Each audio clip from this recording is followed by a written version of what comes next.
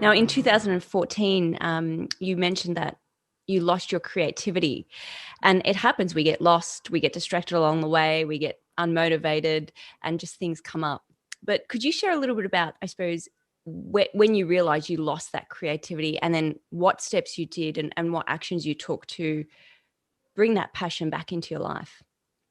Yes, so just the background is that from the day that I popped out of the womb, I've been able to speak always as a kid, very articulate and also very, very creative. And the only time in my life that I really had a creative block was when I repatriated back to Australia to take care of my mum who had a massive stroke. And culturally, as an Asian woman, amongst my community, they would think that that's normal, that's what you should do. But the Western part of me, being raised in a Western country, wanted to have autonomy, freedom. So it was this kind of wrestle within me of like the expectations versus what I need, I now know to be happy. And I actually think creativity is very linked to self-connection. Creatives either produce things based on two different extremes. So you could be like the type of creative who writes the best song when you're down, you're super, super down. And a lot of famous poets, songwriters get inspiration at their worst moments. Or you could be like me, that's actually a creative with quite a business brain. And the two are very interplayed. I'm not, so creative that I could live busking, for example. I like comfort. So I now know my character really well, but I had to go through that to realize that I need some basic things. I'm not the creative that creates things from being down. I need to process those. So a lot of the stories that you see being created now in speeches are from that time because they're fully processed. Mm. Yeah. So I was cleaning my mum's house from 9 in the morning till 6 in the evening for 6 months. My mum is a hoarder, and just the sheer sadness of seeing someone's unraveling through possessions robbed me of any sort of desire to create anything beautiful, anything aesthetic. It just created a huge block, and I disconnected from myself.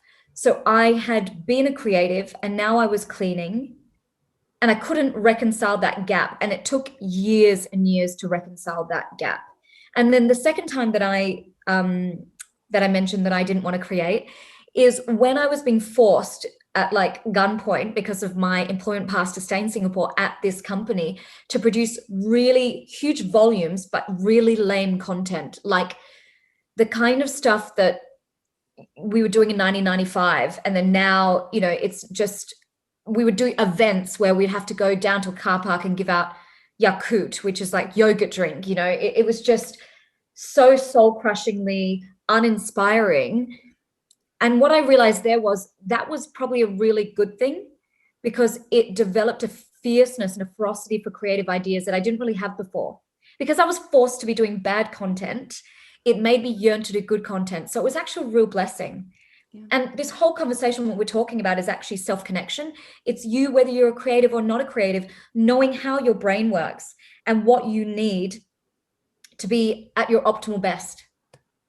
How did you tap into that and know, who you are? And yeah, how did you tap into that? I think it was just feeling the internal gut revulsion at some of the things that I was being made to produce, and just going, this is not content that's inspiring. It does not serve people. And seeing the bitchiness in the office as well was really heartbreaking. So that's one thing that I learned, was that like for creatives to create well, you have to be a connected person. So you have to have good social human connections. And why I say that is, if you look at any great art or any great product or movie that's ever been created, it could be inspired by a relationship. It could be inspired by any sort of falling in love, for example. So a lot of the things that create great artwork is actually from a level of human connection. And so I think that seeing that there was a link between toxicity, bullying, bad like disconnection and bad content made me go, okay, I want to save myself. Like I want to be happy and create work that inspires people and that adds value.